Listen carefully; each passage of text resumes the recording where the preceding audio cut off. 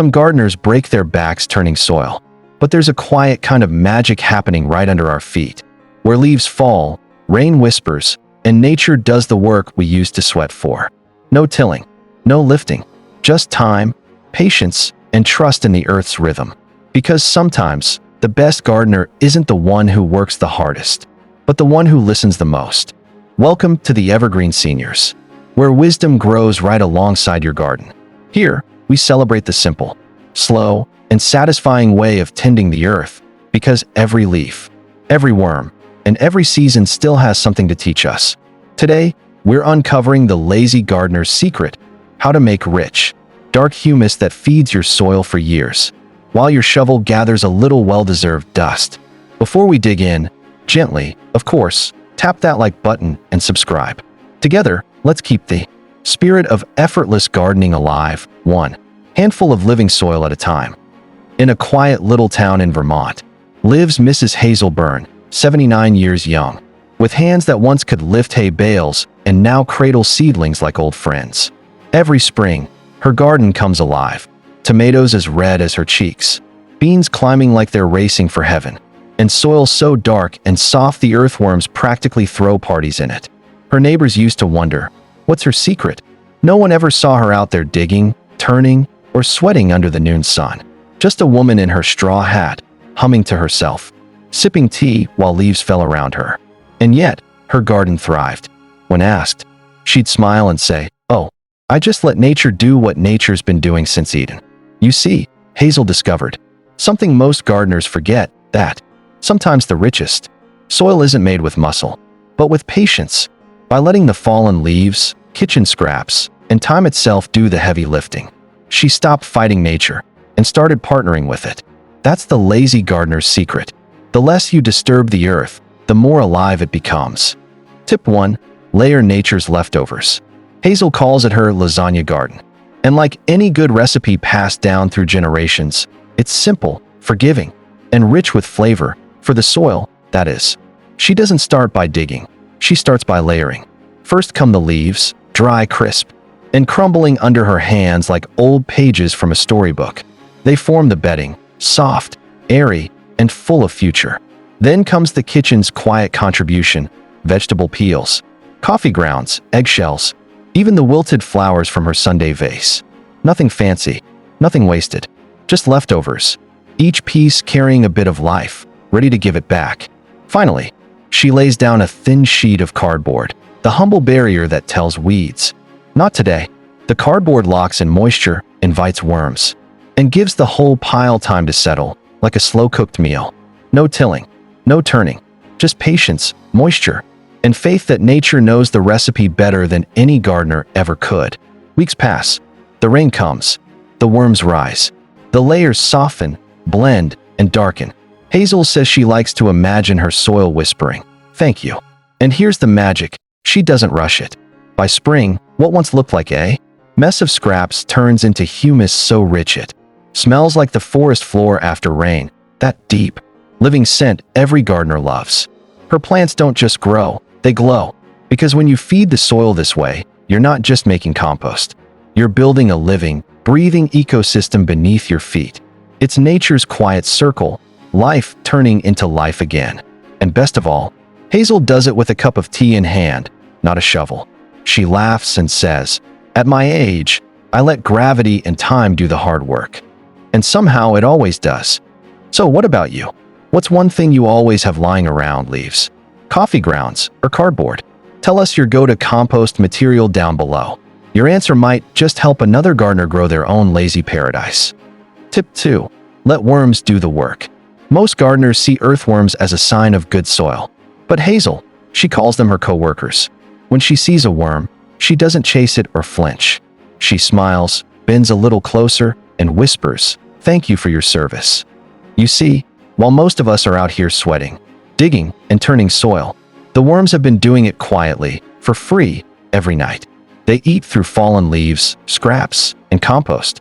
And in the process, they digest, aerate, and mix the soil from the inside out.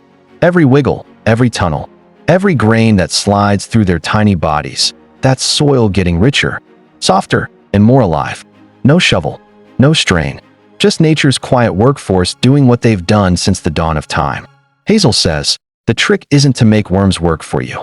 It's to make them want to stay. So she feeds them, not with fertilizer, but with kindness. A sprinkle of coffee grounds here, a layer of wet leaves there, and always a blanket of mulch to keep the soil cool and moist. And the worms? They show up like clockwork. By morning, the topsoil looks freshly tilled, but no shovel ever touched it. It's as if the garden did its own housekeeping overnight. That's the real treasure, worm castings, often called black gold. Each tiny grain is packed with nutrients, microbes, and enzymes that plants absolutely love. They hold water better, boost root growth, and make the soil smell like a forest after rain. Hazel laughs when people ask what brand of compost she uses. She just points at the ground and says, I hired the best team in town, and they never ask for lunch breaks. And here's the secret. You don't have to buy anything or dig anything. If your garden is moist, mulched, and fed with organic matter, the worms will come. Invite them, don't fight them. Because the healthiest gardens aren't made by hard labor. They're built through harmony. The worms do the lifting. The gardener does the loving. So tell me, have you spotted worms in your garden lately? They might just be your best coworkers. Share what they're up to down below. Your story could inspire another gardener to put the shovel down and let nature take the shift. Tip 3. Keep it covered. Hazel never leaves her soil naked. She says it's like sending your garden to bed without a blanket. So she covers it always. Sometimes with straw, sometimes with fallen leaves, sometimes with yesterday's newspaper, folded and laid down like a quilt of stories. Whatever she has, she uses, because the earth doesn't ask for perfection, only protection. That cover does more than just look tidy. It keeps the moisture in, like a good roof over a cozy home. It keeps the weeds out, giving her vegetables the space to breathe and grow.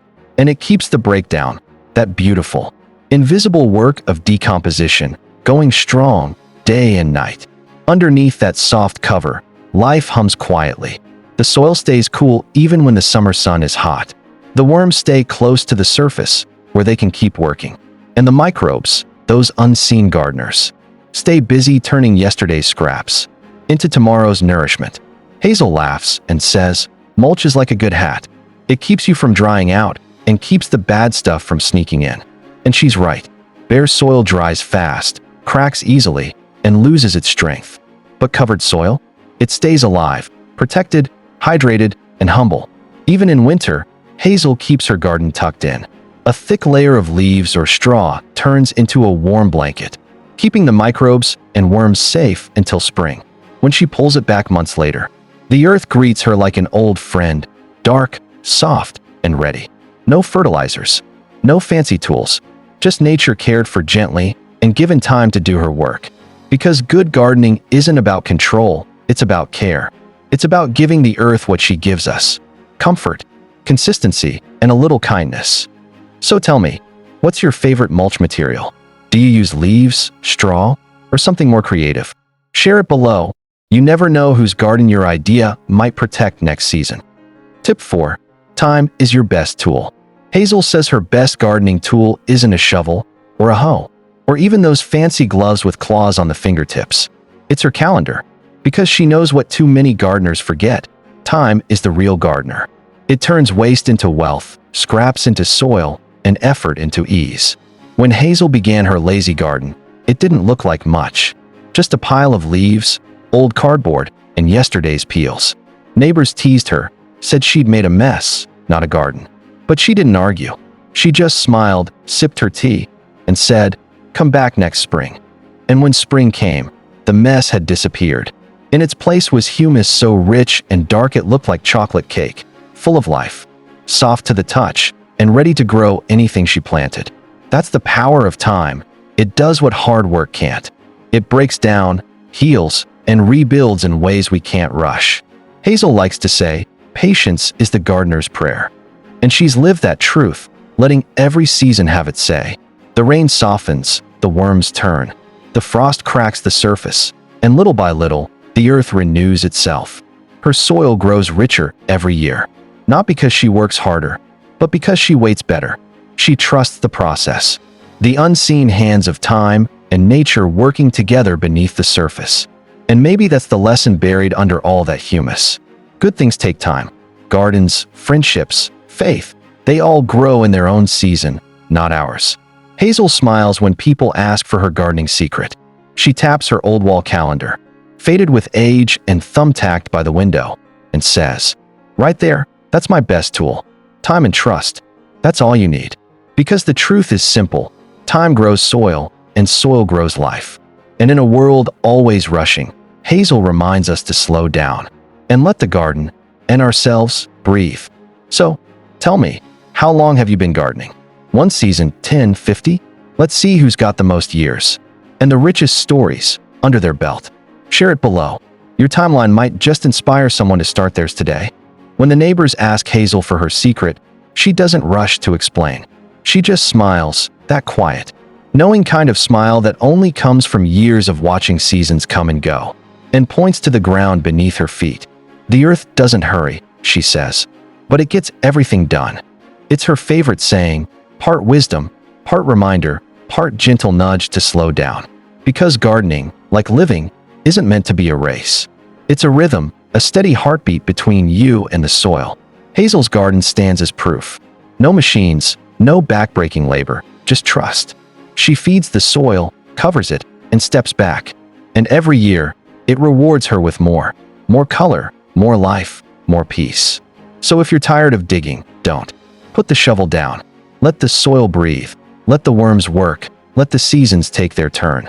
Because nature already knows what to do. Just feed the soil, cover it, and let time do the lifting. Every handful of humus is a story of patience, decay, renewal, and grace. Hazel says, you don't make soil, you become part of it. And in that, there's a quiet kind of peace. If this story inspired you to rest your shovel and trust the soil, give this video a thumbs up. It helps more gardeners discover the beauty of doing less. Share it with someone who could use a little reminder that good things take time, whether it's in the garden or in life. And don't forget to subscribe to the Evergreen Seniors, where the wisdom of the past still grows strong today. Here, every story is a seed, and every viewer helps it grow.